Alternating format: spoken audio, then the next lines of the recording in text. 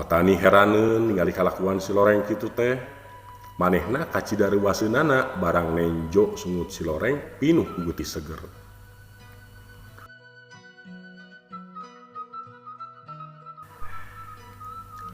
Assalamualaikum warahmatullahi wabarakatuh. Lujeng patepang di pamiarsa sareng simkuring ti channel Politikus Cilik. Anu dina danget ayeuna simkuring bade medar dongeng dina bahasa Sunda anu judulna Sasakala Lembur Panyalahan. Pamiarsa bade ngemutan anu teu acan subscribe mangga diantos subscribe-na, like, share, komen, sinareng hurungkeun loncengna supados teu nyangkolong kana waktos mangga urang mawitan dongeng dina bahasa Sunda dina judul Sasakala Lembur Panyalahan. Lembur Panyalahan pernahna di wewengkon Pamijahan, Kecamatan Bantar Kalong, Kabupaten Tasikmalaya.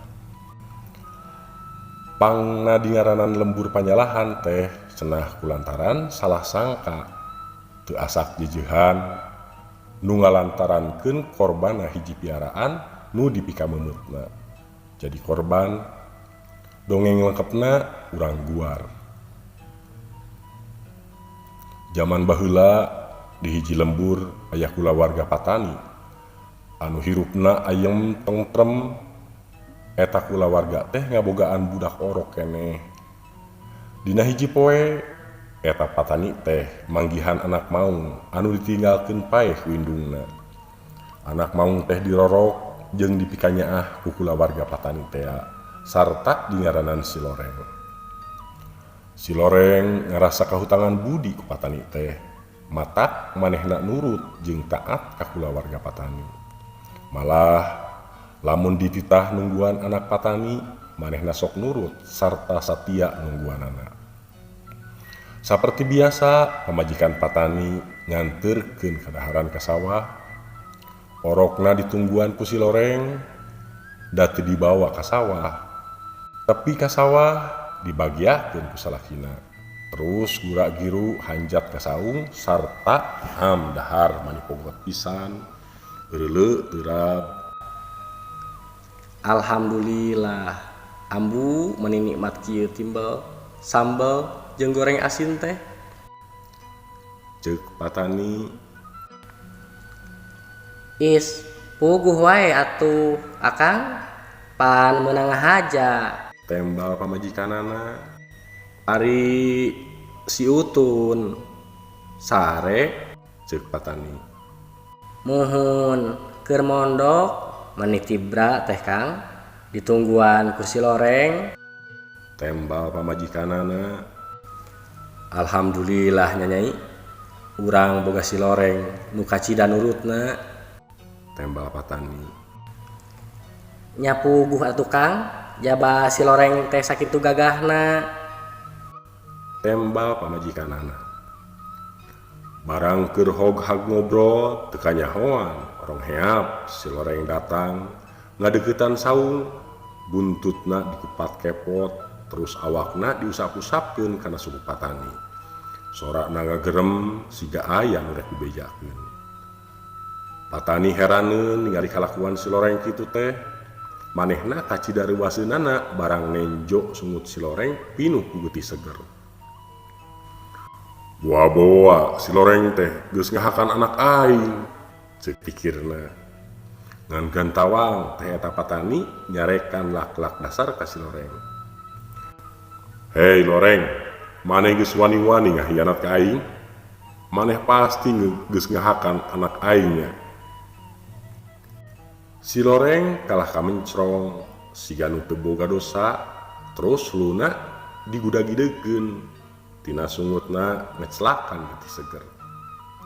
Nenjo kitu pamajikan Patani ceurik jejeritan bari nyarekan si loreng. Awas ya loreng, dasar sato sia, nu asih dipulang seungit. Ku aing dirorok ti leutik, ari ayeuna kalah ngahakan anak aing.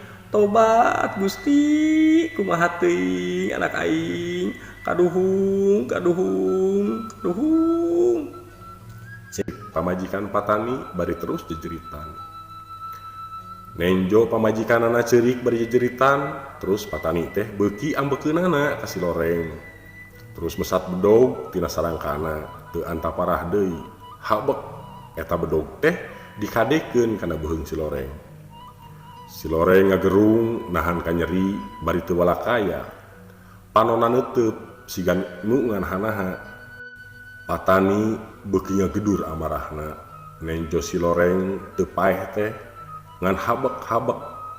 Beuheung Siloreng ditigas deui ku bedog Patani nepi ka hulu Siloreng leupas tina awakna sarta paeh saharita. Modar sia dasar sato bangkawarah teu beunang dipikanya kalakang ngahakan anak aing, ceuk Patani. Sanggeus kitu bari satengah lumpat Patani jeung pamajikanana balik muru ka imahna rek neang anakna. Barang tepi ka imahna breh teh anakna masih keneh aya dina ayunan keur sare tibra. Terus dipangku bari diciuman, dai orok teh beunta belenyeh seuri neuteup ka indung bapana. Alhamdulillah Nyai, geuning anak urang teh salamet, ceuk Patani.